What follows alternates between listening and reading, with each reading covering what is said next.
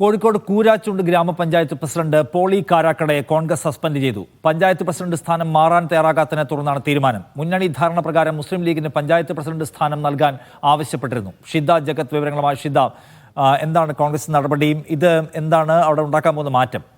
നിഷാദെ, കൂരാച്ചുണ്ട് ഗ്രാമപഞ്ചായത്ത് കോൺഗ്രസ് ആണ് ഇപ്പോൾ ഭരിക്കുന്നത്. UDF ആണ് ഭരിക്കുന്നത്. കോൺഗ്രസിന്റെ പ്രസിഡന്റാണ് പോളി കാരക്കാടയാണ് അവിടുത്തെ പ്രസിഡന്റ്.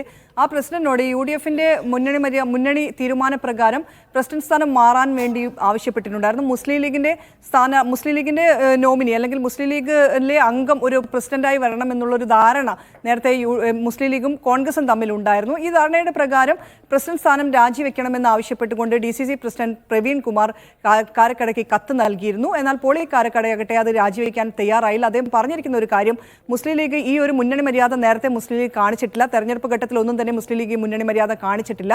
2 അംഗങ്ങൾ മാത്രമുള്ള മുസ്ലിം ലീഗിന് ഇപ്പോൾ തന്നെ വലിയ പരിഗണന നൽകിയിട്ടുണ്ട്. കൂടുതൽ പരിഗണന നൽകേണ്ട സാഹചര്യമില്ല. അതിനാൽ തന്നെ പ്രസിഡന്റ് സ്ഥാനത്ത് തുടരാൻ അനുവദിക്കണമെന്ന് കാണിച്ചുകൊണ്ട് പോളി കാരക്കട പ്രവീൺ കുമാറിന് കത്ത് നൽകുകയും ചെയ്തിരുന്നു.